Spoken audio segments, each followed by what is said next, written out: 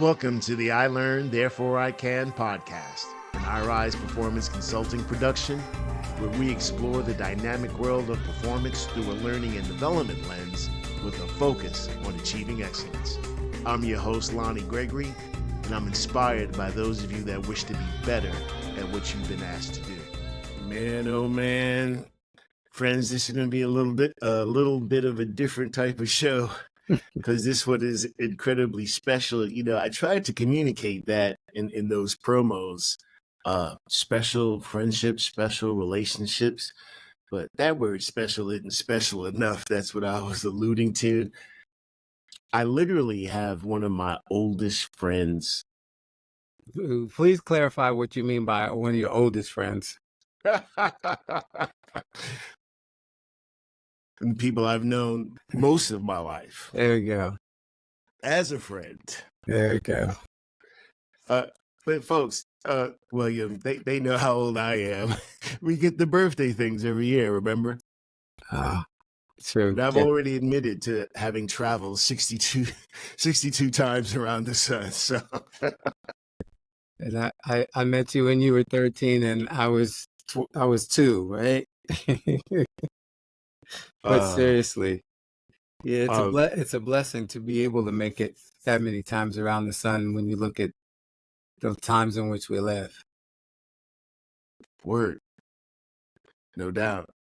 And the times from where we came from, and you and I came from a very special time in a very special place. Yeah. And we ended up in the same industry. Not just the same industry. We ended up living literally about 10 miles from each other without even knowing what. You know, that's how it moves sometimes. But it's not like we ever lost touch. We just didn't know where we were at any point in time or any year in time. Yeah, we got to account for an awful lot of years. We have the kind of friendship where we can check in every now and then, you know, and we did that. Go do life, check in, you know, share experiences, go do some more life, check in. And it just so happens one of those times we checked in, it's like, you live where? I'm right down the road from you, you know. And like you say, though, we end up in the same industry as well, which I remember when you were really kind of struggling to find that space that you could call your own from a professional standpoint. You've known me before I even knew what a space was. What do you want to talk about today, bro? Man, I want to talk about our relationship and what we just described. Being friends, learning from one another. And seriously, though, once we did connect up here in this DMV area, the things that we did together in this industry, the impact that we had on some, I've got some great stories to talk about. For sure. And I think, though, William, if you don't mind, friends, I want to share this one story. William, you can play backup man to the story. I'll be your hype man. Yeah, hype. There we go. William is the hype man. Shares the story. William and I were going to school. We went to high school together, right? We're going to school and we missed the express train. And I'm complaining, right? I'm grumpy because I like to be on time. And I was complaining. I said, we're going to be late. Oh, we're late is what I said. I made a declaration. We're late. And William said, no, we're not. Anyway, a few more stops on the train. I said it again. We're late. I'm getting more annoyed, you know. And William said, no, we're not.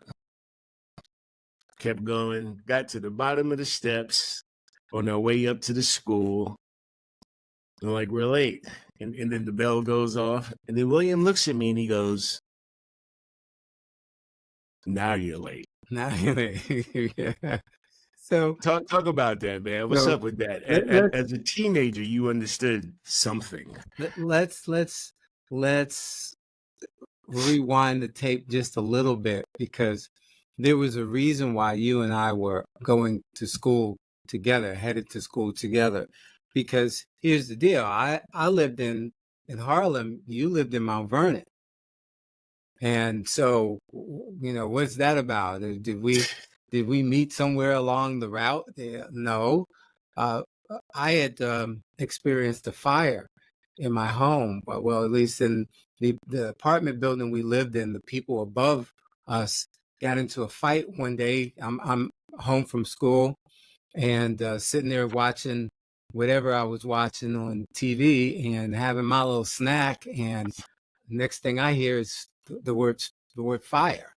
And long story short, your mother was so gracious and welcoming and empathetic to our situation.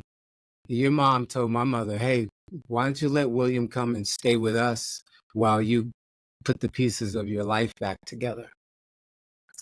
And yeah, that was a special moment because to that point, I had not seen my mother that vulnerable, Mm. and what it took for her to kind of release her son into the care of someone that she really didn't know all that well, but there was this rapport that had been built somehow that made her feel like this was a safe place for me to be.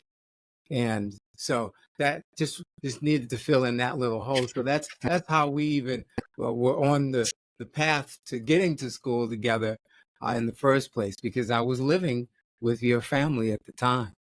And but on that ride to school, yeah, it was one of those situations where it's like, let's deal with where we are in the moment.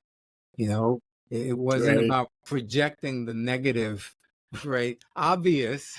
Oh, no, I know that no matter how obvious it was that we were probably going to be late, I held out hope until the very end that we would be on time. But the fact was, once it was evident by the ringing of the bell uh, that we Well, were late. the truth of the matter is, you understand you're not late till you're late, right? It's not Well, that it's done. It's not over till it's over. and then here we go, and I have shared with you that even morphed because I found myself years later in a similar situation, however, work related now, not headed to school, where I thought I was late, but got there only to find out that the other person was later than me. So here we go. I wasn't late until, here we go. Like you said, I'm not late until I'm actually late. It's So relative, huh? it's all relative. But yeah, Well, yeah. indeed, and I think everything occurred for us as it should have, on time. So we actually got to a place, William, where we did some very serious work together Mm. in support of uh, an effort just after 9/11. I tell this 9/11 story often, and a lot I incorporate it into what I do. Essentially, it's a part of who I am. And when the chips were down and I needed support in communicating a message, not just to a client, but to an entity that had worldwide reach in response to and in support of what just happened. Mm.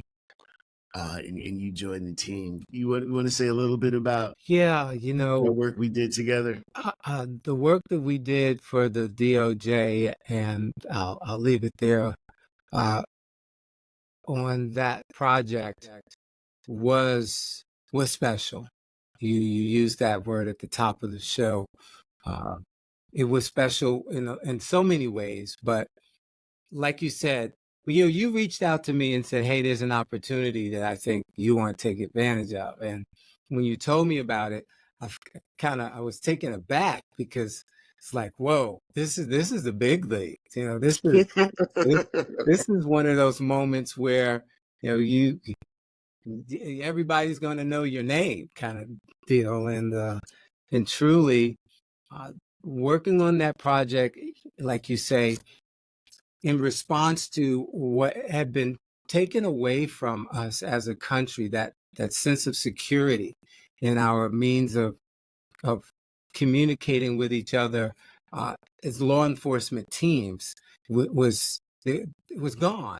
And so here I was, one of the last people to get hired on this project, and I'm sitting in the briefings, and I'm saying to myself, they're missing something. They're not getting this. I understand that millions of dollars have been committed. I understand that the human resource infrastructure is in place and all of this, but based on my experience, there's some things that need to be said. And so reluctantly, I kind of raised my hand and said, uh, yeah, all that sounds good, but you're missing something. and our project manager pretty much said, what is it that we're missing? And I said, we're missing the story that links these law enforcement personnel, these folks, to the mission, the story. Well, what do you mean the story that links them? Well, they don't really understand what it is that we want them to do. You understand what it is we want them to do, and just because we all understand that doesn't mean they're going to do it. Just because we tell them to do it, they need a reason. They need a why, and that has been monumental for me. Understanding the why. If I can just amplify a bit, Sure. William's giving you a very high level description of his approach to the work. I'd like to cite something incredibly specific. It was relevant to my learning and to the execution of the effort. More importantly, the acceptance of the effort. So William actually came on board to be the pre-education program leader. We initially called ourselves the marketing team. And because we were dealing with a federal government agency, they didn't like that term. And so everyone was more comfortable with pre-training education, the PTE team. So, Brother Craig, what are you into now? What are you doing? You know what? I always tell people when I talk about you, I say, if I had a thumbnail as much talent as you had, I'd be a zillionaire or something like that. But you've been so accomplished in so many different things. What are you into now?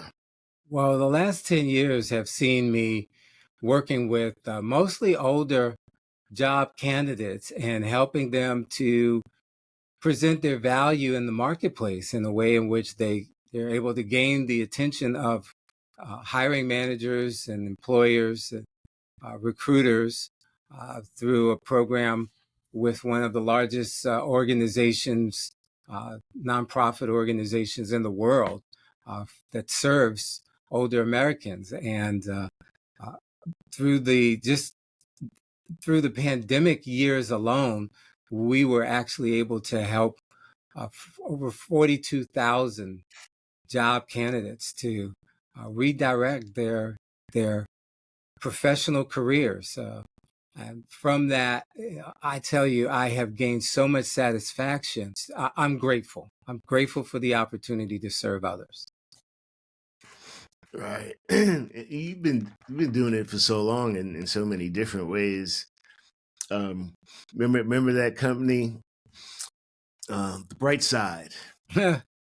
Yeah, look on the bright side. I just love the slogan. And there are people who still tell me that when they hear that phrase, they think of me. Fair. And look on the bright side. Yeah. Yeah, man. I remember, what was the name of that shop? The motivation place? Oh, Successories. Successories. Yeah, Successories was sold, and it still exists in an online form now.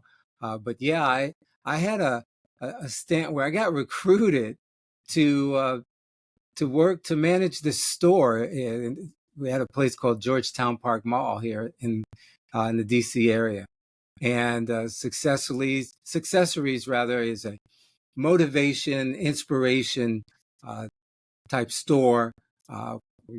But I got to tell you, it was the greatest retail experience I've ever had in my life. I took that store in Georgetown Park Mall to, we were in the top 5 every month. Was voted to the Georgetown Park Mall leadership amongst the retail community there. Mm-hmm. And it was a great time. And again, one of those situations where I didn't see it coming. So, and that honestly, Lonnie, that's been a thread throughout my life. Opportunity seems to find me. And uh, what that has done for me is it has cemented forever in my mind the term lifelong learner, because I got started in training, not because I had, a degree, not because I had extensive experience, but because I had a gifting and someone decided to give me a shot. And what he said was, here's some software. I need you to go learn it in 2 days. I need you to show me that you know it. And in 3 days, you're going to teach it to somebody else. And Nothing like a little pressure, huh? and Lotus 1-2-3 was born. Oh man. Right. So I didn't have to aid you with that comment. Yeah. But here we go. So that's kind of how things started. But from there, it has continued even to this day.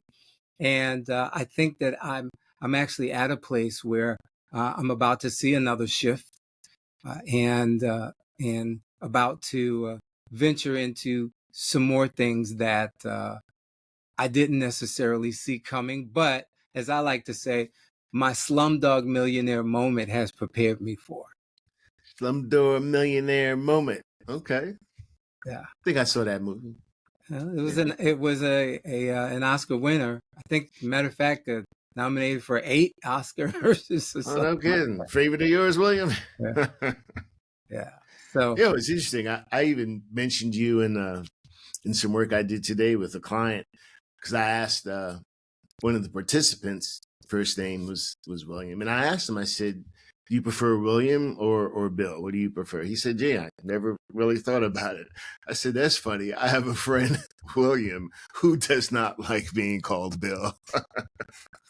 last time I was Bill, I was 16, and I'm not gonna add the other part of what came in front of Bill, but I was Bill. And matter of fact,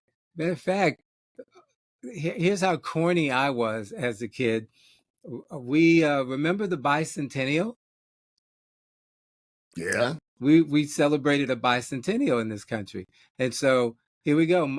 I felt it was my patriotic duty at the time to be bicentennial Bill. Okay, that's how corny. Man. I think I missed that one. I'm glad I wasn't around. Can you imagine trying to tag bicentennial? What? I am William Craig III now, and I have always been. But here we go. So when I came through, I was number 3. Well, I'm also the third because my grandfather was William Craig Sr. My father was William Craig Jr., and he decided to name me William Craig III. So legally on my birth certificate, I am William Craig III, but I am also William Craig III because of a woman who would not give up, and who don't give up. And here's the last part of that really drove it home for me. Although I was that third seed in her womb, if you will, to come through her womb, she deposited multiple seeds in me that I am now living on and spreading and sharing with others. So, I knew Ma Craig. She scolded me when she scolded you. And we both needed scolding. Right? I absolutely knew Ma Craig. No doubt.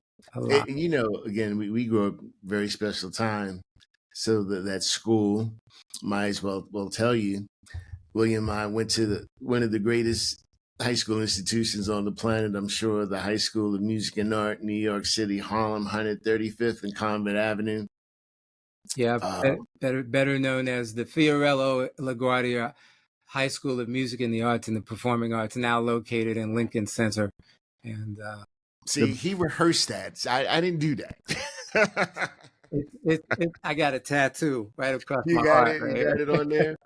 But that is where we met. That's where we went to school. Yeah, So shout out to M&A, M&A for life. classes of 79 and M&A for 80. life.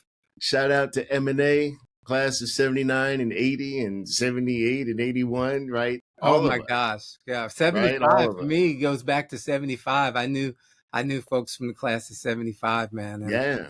you know, As did I. yeah, exactly. And that's just Yeah. it. That was the atmosphere we were in.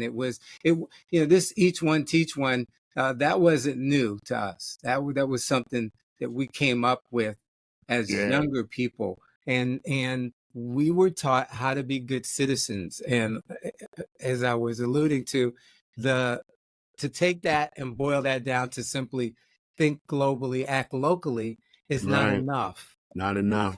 because one of the things that it does is it sanitizes the whole relationship piece, to go back to your point about relationships, because I am my brother's keeper. We Right. are all in this together. Right. Yeah. I was sharing with a Lyft driver the other day uh, about how people are so fickle, in that we enter an elevator together. You won't speak to me, and yet if the elevator were to get stuck, then all of a sudden, We need each other. but we needed each other when we walked in the elevator, Right? Great. and we need to acknowledge that within ourselves. And Yeah, so, man. like I said, part of what I'd like to do is create that scholarship, that citizenship scholarship, that says, here's a person who is a friend to all and Yeah. understands that uh, he ain't heavy. He's my brother or my sister, For whatever. real. For real. I see it the same way. Legacy for the grandchildren. And more than anything material or anything that they can consume, something that they use in a transaction. I wanted something like more permanent, like around thought and philosophy and learning, right? This whole idea of deliberately and intentionally taking on stimulus for the purpose of being able to do something with it, right? This idea of synthesis is one Outside that's of always oneself. amazed me. Exactly. And not just in behalf of oneself Right. It or can't for be the benefit of self-serving. oneself, Right. right? Right. But for the benefit of others. Exactly. I've written that, what we know, what we understand, what we will claim to possess is not for us alone. It's for us to share. Right? We got to get that out there. But here we go. The greatest responsibility we have is our service to others. First to our family, then to the world. And I mean, again, this is my opinion, but I believe that's part of our great responsibility as we walk through this human experience, is Yeah, how are we connected to each other, and in what ways are we responsible to each other to make exactly. this experience better. Exactly. And this is the question that I ask of this community, this learning and development, organizational development, coaching, right? Whatever that thing is, those are the questions, right? Because I think the majority of us are in this business because we care. We want to be of service. We Yeah. are called to do this. We see more solidarity uh, among and between ourselves. We understand things about, the composition of the body, the brain, chemistry, right? We know things, Hmm. and then we bring that to witness, to bear, in support of others. And then the question is, for me, are we aligned, and how much better can we be in this solidarity? But here we That's go. We have to respect it as a calling. I love that word, because that's what I use to describe what I do. This is a calling. This is bigger than me. yeah, And here we go. Would I choose it necessarily? No. I, there are beaches of the world to see. right? Considering the other options we had, right? There are mountains to We could have done a climb. lot of different things. Yeah, yeah. So wouldn't necessarily choose that, right? If I'm gonna get stuck in Groundhog Day, I want it to be different Dude, day. But I could have again, been, I could have been a hip hop producer. It could have been me, Diddy, and and whomever, right? you could have got caught up in a whole lot of stuff. But that's where we grew up. How we grew up, what we were Yeah. exposed to. We had plenty of opportunities, Oh and gosh. certainly, both of us are musicians, right? We've had that experience, that luck. We perform professionally. And I was sharing some of that with the Lyft driver and the rich experience of growing up in New York City, because that's the question he asked me. Yeah, how'd you like growing up in New York? And so when I started sharing with him some of the experiences of a common day walking through the city in the summertime in New York, and the kinds of opportunities that were just literally out in the open for us to take advantage of. He was just amazed, and most people are, because it's the stuff that movies are made from. Right. We Indeed. live There that was life. a movie made. They I did shared, make a movie. I shared that story with him too when I said, "Well, are you familiar with the movie Fame?" "Oh yeah, of course." "Well, that's my class, that's my school, and guess what? There's a reason why you don't see me in the movie, because senior year I decided that cutting class was probably the best thing to do once the weather got warm. And my first period class was Miss Wenger, sociology, and I knew the material and felt confident that I could still pass the class without showing up. Well, Miss Wenger proved me wrong. Ah, She decided to fail me with a 61. Do you remember what the 1 stood for? no, I don't. I No, don't. they had codes. So the grades had codes. So 61 meant I failed because of absenteeism. Oh, there was Yeah, a code. I didn't know that. yeah. So I mean, you could fail with a So what's a 60. 63? I don't I don't even remember all of them. I remember why do I remember 61, because that's the grade I got, and that's why I got it. And again, that was one of those things that I learned from hanging out in the office. But yeah, so she failed me with a 61, and I went to her and I go, "Miss Winger, you can't fail me. If you fail me, then I got to go to summer school in order to graduate to make up this class." And she's like, "William, you don't come to my class." I said, "But I know the work." She says, "But William, you don't come to my class." And so, here we go. It's one of those. I thought we were tight, right? I thought you were my girl, Get a But I'm, hug up. but I'm like that. Come on now. Right. So anyway, Miss Winger did her job, and I had to go to summer school. So while I was in summer school, guess what was happening? They were filming the movie. And so now our friends are still receiving Right, royalty checks royalty checks. 4 years later, you know, and I got a great story to tell. But About the story. You know what? The similar thing happened to me. okay. I don't know why I failed because, like you, I understood the material, but it did force me to go to summer school as well so I can graduate or whatever. I aced it, obviously. I mean, not obviously, Yeah. but Yeah, we of course we I did. dispatched it. Of I course we aced it. did. Um, but I tell you, it was one of those learning moments. And the thing that I derived from that, which I ended up telling my kids, because I did learn this lesson, and that was do what you got to do first. Yeah. You can always do what you want to do, but if you handle your business up front, Mm, it gives you that opportunity to pursue those things that provide variety and joy in your life without that's having good the stuff. stress. Because Yeah. I could have had that summer free if I'd have just handled my business in class. I could have gone, look, that kept me out of the college that I wanted to go to. The the the recruiter, I remember this conversation like it was yesterday. I was literally on my knees at my bed talking to this recruiter on the phone and trying to convince him that I was the right choice for the school. And he basically told me, I'm not convinced that you're ready for this opportunity. And I mean, told me point blank and told me no. And, you know, I cried because I really wanted to go away to school.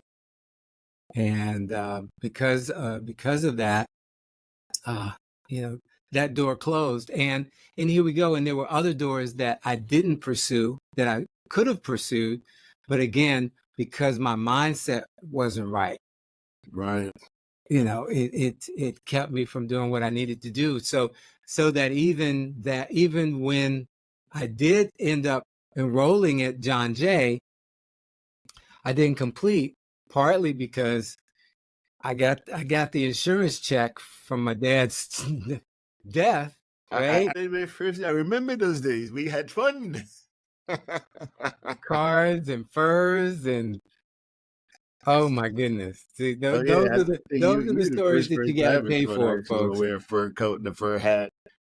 Man, Hell, it went until Denzel came out with the the Godfather of chinchilla, Harlem before I saw a fur the coat. chinchilla. But bottom line is, we saw that. I saw that. It lived out in front of me, and so, you know, when it became my turn, absolutely, I wanted to look like that and have the kinds of things that I saw other people having. Yeah. So, Yeah, we learned some stuff, didn't we? thankfully, yeah, Right? thankfully. You've been listening to I Learned, Therefore I Can, an iRise Performance Consulting podcast. We'll be right That's back. the way we lived. Do you remember Row Alpha Tau? Brother Rats? Brother Rats. Are you kidding? Toga. Oh, Toga, my brother. Toga. Yeah. To the other Brother Rats out there for music and art, Yes, indeed. big up. We're making it. We've made it. We're on the right side of the grass, as my father used to say. Some of us have already transitioned. We never forget. We don't forget them, but we embrace each other. Yeah. We embrace each other. Indeed. So, you know, we have gone through so much personally and professionally that there should probably be a movie in this somewhere. Just forget the book. Just go straight to the movie. Who's gonna play you? Who's gonna play you? There's a movie. Who's gonna play William? That's a good question. Because, you know, Denzel's got to play the older me, right? Yeah. But I want LL to play me. you got it, man. Yeah. I think LL, me and LL, Yeah. right? Yeah. We've gone through so much. But here we go. The thread has always been, and this goes back to those days of just having a desire to create a social network for the guys through the Brother Rat, you know, a social fraternity, if you will, because it was all about the amelioration of our minds. Indeed. I'll never forget that. We just want to get together and expand our minds. We want to grow our minds together. Right. And we want to band together in such a way that we identify with this as a lifestyle, as a character trait. And you know, aside from that, of course, comes all of the fun that goes along with that kind of camaraderie. You know, making school officials chase people into closed doors that don't go anywhere, and you know, it was fun, and at the same time, we did grow each other, and we grew. Not only did we grow each other, but we grew together, and there's a bond between all of us that I don't believe that any one of us could put out a cry for help, if you will, and not have a response. Yeah, no doubt. I believe that also. As a matter of fact, I was I was up in Harlem a couple of weeks ago. I was doing some work in New York and happened to post on Facebook I was there. And I typically don't do that, but I'm like, okay, I need to be doing more of that. And the response I got back was like overwhelming, like, "Oh man, you're in New York. I wish I'd have known." Blah blah blah. Or people said, "I'm coming to meet you." Met some folks. Got to see my other dear friend Jeff, and we vibed. Right. Yeah. Yeah. It was nice. I did feel appreciated at home. Junior Rumi called me, invited me down to the spread. Junior Rumi. Yeah, man. Relationships are so powerful. I'm glad I'm at the point where I'm recognizing that more and more and more and more and more. And I just want to bring light to it. I wanted to share with the friends that relationships are important personally. They're important professionally. Yeah. The persistence of a lifelong relationship to culminate in the same industry, I think has been special to me. I don't know about you, but it has worked for me. Yeah. Yeah. It's special. And, because of that, we share professional acquaintances as well now, as well as the personal acquaintances. And it has broadened our network in such a way that it has made us richer for it. Indeed. Yeah. Indeed. Indeed. Yeah, we have similar strong friendships. On that program that we were talking about earlier, the leader on our side, phenomenal person. We're going to get her hopefully on the podcast to talk again about relationship and the work that we did. Yeah, and here we go. At this stage in our lives, I think we have a special appreciation for relationships. Yeah, because as and you know this, as parents die off, one begins to feel isolated to some degree in the world. I know when my dad died senior year of high school, so I've been without a father for a long time, and most of the father figures in my life died between the ages when I was like 16 and 20. So at the time when I needed men most in my life, they were dying. But yeah. after mom died, and it'll be 8 years this year. Matter of 2015. fact, I buried her the Saturday before Mother's Day 8 years ago.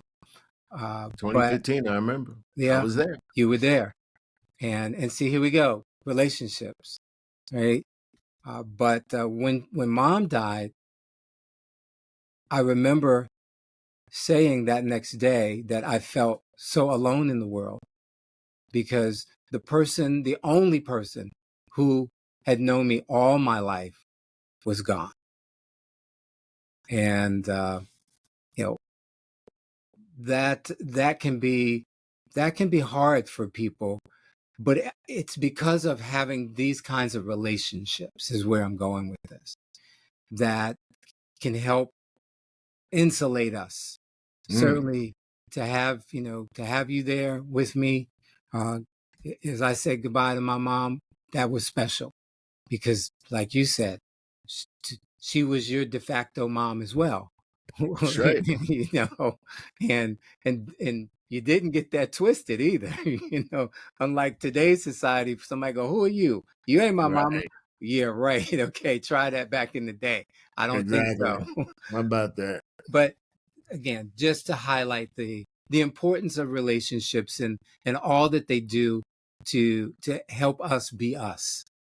And I think that's so very important. So I am forever grateful for the friendship that we have garnered through the years. You were there for me in times when I didn't see a way out, and yet you helped me to hold the light, to find the light, to see the light.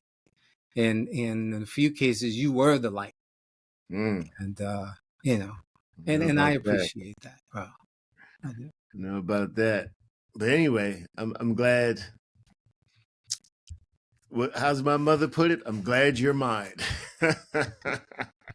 Yeah, your mother has this wonderful saying that someone told her when she was a young girl, and she shared it with me, and she said, "It's not nice getting old. It's not nice." Yes, yes. And actually now she's good. I remember I asked her one time. I said, "Mom, how you doing?" She said, "So so." I said, "So so, just so so." She said, "Well, two so's is better than one so." Perspective, man. You know, perspective. Right, right. Yeah, man. So check this out. Yeah. We talked about a lot, and there's so much we didn't talk about. There just isn't time, right? And there's some things we can't talk about, but anyway, go ahead. He said that, y'all, not me. That did not come from me. But he's right. He's correct. That's the what? That's the fans only version. You gotta pay. You gotta get a subscription for that part. You know, and a waiver. But seriously, before we go, William, just is there something you want to share? Something we didn't talk about that should be mentioned, should be shared, should be acknowledged. Like if I were to ask you a question, or you to come up with the question that you wished I had asked that I didn't ask, how would you respond to the questions you can come up with yourself? I would say the question that I would ask, with all of these trips around the sun that you have managed to maneuver, what's most important for you in life at this stage? And I would tell you, Lonnie, that what's most important for me every day that I get up and every day that I lay my head down is wanting to know that in some way, shape, or form that I make God smile. Bottom line, I have learned, and this is my personal experience, of course, but I have learned that the one entity that I can truly rely on is my faith in my God. And throughout the various experiences of my life, from a very young age, I want to say probably around the age of 10 or 11, I established that relationship. And though I haven't always acted like it, certainly it has been the consistent thread in my life that has helped to bring some semblance of balance and in integrity. And so I am grateful because I have this saying, I thank God for loving me in spite of me. Right. And, to some that may seem woo-woo and ambiguous, but it has deep meaning for me. And as I age, I'm hoping to live to at least 115 and be spry and, being able to do for myself. But here we go. If that doesn't happen, at the end of the day, again, I want to know that some way, shape, or form, I made God smile. And at the beginning of the day, I set out to, in some way, make God smile. So that's what's most important to me. So when you see me doing the things that I do today, just know that there is some rhyme or reason to it. And that's what my ultimate goal is.